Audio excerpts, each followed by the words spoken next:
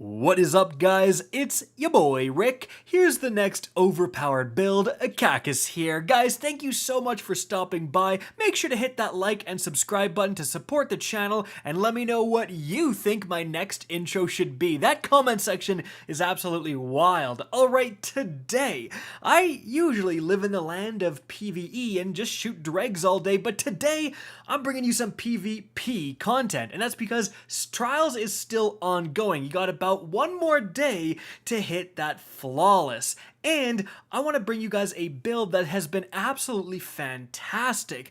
It's not like I started on this build actually. I was in fact using a Titan with the Vex Mythic class, Dune Marchers, very classically good build, and I went flawless with that, but it was definitely more of a struggle. Once I switched to this, my flawless run has been incredibly easy, and not only have I gone flawless, I've also been farming after flawless in that flawless pool, and I think we've won like 15-20 games in a row so far with no sign of losing. This is genuinely one of the easiest builds to put together and dominate even if you're not really used to PvP. So firstly, you will need to be a Warlock, and the featured exotic that we're using is one that got a major buff this season, and that is the Stag Exotic Helmet.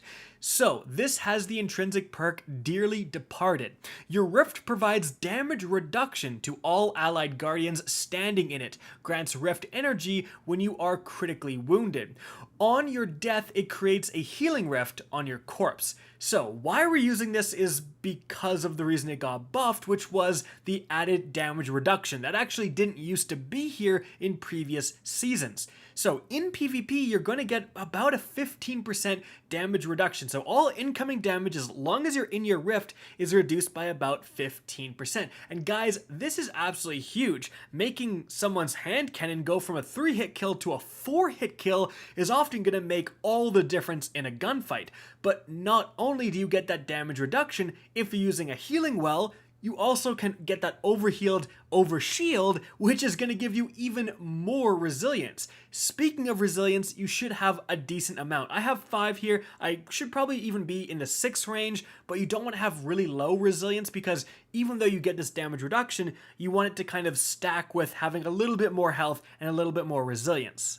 I would also highly recommend that you hit 100 recovery. This is going to give you your rift back as fast as possible. We always want to be in the rift, and that is super useful because even outside the rift, more recovery, 100 recovery is basically required for PvP, and it's even more beneficial and more important in this particular build. So we're always in a rift. How can we make that even more advantageous? Well, that's why we're running Bottom Tree Stormcaller, specifically to get the Arc Soul perk. This is going to grant you an Arc Soul, an Arc Buddy, whenever you enter your rift, and it works for your allies as well. And this Arc Buddy will exist outside your rift, so you can just run through, get your Arc Buddy, and then push on an enemy, and it's going to be shooting them along with you. And Arc Soul actually got a buff this season as well to shoot about 10% faster, so just more volume of fire from this thing. So not only are you getting a massive amount of damage resistance while you're in your healing rift because of the Stag, but now because of Arc Soul, you're also getting more damage output. You're literally having something do extra damage in combination with your weapons. And speaking of your weapons, which ones should you use? Well, definitely the one I settled with is the No Time to Explain Pulse Rifle. This thing is acquired via basically just like the main questline of Beyond Light, so a lot of people have access to this weapon, and this is an incredibly good long-range pulse rifle. Its high damage archetype is shared with other weapons like the Messenger. By the way, you can absolutely use a God Roll Messenger if you rather. That's going to work perfectly with this build as well, but the No Time to Explain is very accessible. It's got full auto, it's so easy to use, and it does have the exotic perk that creates a space-time continuum and basically spawns another Arc Buddy. If you can chain 10 headshots in a row, you are going to spawn another little helper over your other shoulder, and both it and your Arc Soul will be shooting at an enemy. And that's actually pretty important. The no time to explain will give you an edge over other people utilizing this build. If they're just using a normal messenger and you're both kind of popping out of cover, shooting each other, landing a lot of headshots, you're eventually going to land enough headshots to trigger the no time to explain exotic perk, and then you can potentially win that gunfight because you're getting even more DPS. Now, I'm backing this up with a good lightweight frame shotgun. This 7th Seraph has been doing absolute work this weekend, but the new sudden death that's available from the Prophecy Dungeon, if you can get the God roll for that, which is actually going to be Elemental Capacitor, specifically if you use an Arc subclass, which we are using, you get plus 50 handling, which is insane. Unfortunately, I am not blessed by RNG. My streamer loot has been turned off for whatever reason, so I don't have it. I'm using the 7th Seraph, but just, a solid secondary shotgun to cover you if someone does charge at you. If you do need to push on an enemy, I think has been very good. But if you like fusion rifles, something like that, a main ingredient that Zur is selling is also going to be very, very good. And your heavy really doesn't matter. A good rocket launcher like this Ascendancy is totally fine. And lastly, just want to go over some important mods that you really want to consider. Firstly, on your bond, double perpetuation for using a void bond. I think it's pretty important. This is going to reduce your class ability, so your rift cooldown every time you use your rift, which obviously you want, and it's just going to let you, as soon as one rift is out, you have another one basically ready to go. It's always letting you get the benefits of this build because you're always going to have a rift. Aside from that, I am using high energy fire and then just putting on a taking charge just in case you or your teammate gets a random double kill with a masterworked weapon, pick up an orb, trigger charge with light, get that damage boost. It doesn't come up very often, but certainly it can make the difference. And then of course, like some pulse rifle type perks, pulse rifle, targeting, reload, all of that stuff could be pretty useful as well if you are utilizing something like the no time to explain, messenger, etc.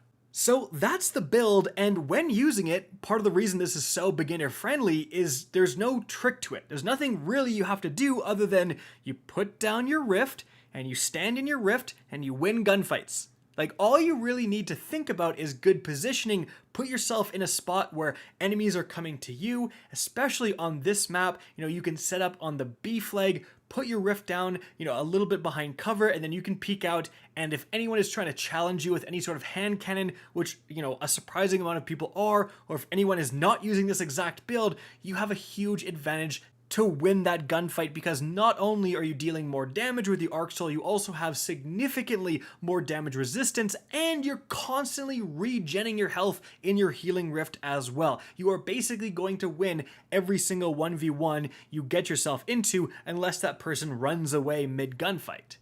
I should also mention that you can be doing this, and your teammates, if they want to play more aggressively, they absolutely can. Just make sure they go through your rift and grab their arc buddies before they push, because again, that's going to give them a huge advantage. If they're rushing in with a shotgun, with a fusion rifle, etc., they've literally got that extra damage dealing, little AI thing as well. So I've actually, it doesn't actually count for your kill, but a lot of the kills this weekend have been arc buddies from my allies just pushing in and getting free kills because of them, basically. So, really good build in general, frankly, really, really good on this map in particular, although you guys only have one more day, but this is also going to be a really fantastic build whenever there's any sort of a long-range map with some long sight lines. You are going to dominate with this thing. If you are versing a team of snipers, however, that's like your one kryptonite. Good snipers can obviously do work to you. Just spam crouch as they hopefully miss, and if they do miss 2 shots, they're done for. And so guys, that's it for the video. Hope you enjoyed and found this informative. If you did, please remember to help me out by simply rating and especially sharing this video. If you guys want to see more Destiny 2 content similar to this, don't be afraid to slap that subscribe button. If you want to get in touch with me and keep up to date with the latest channel activity, the best way is to follow me on Twitter at RickCacus. That is linked in the description below. Again, I hope you enjoyed the video, and as always, have a good day.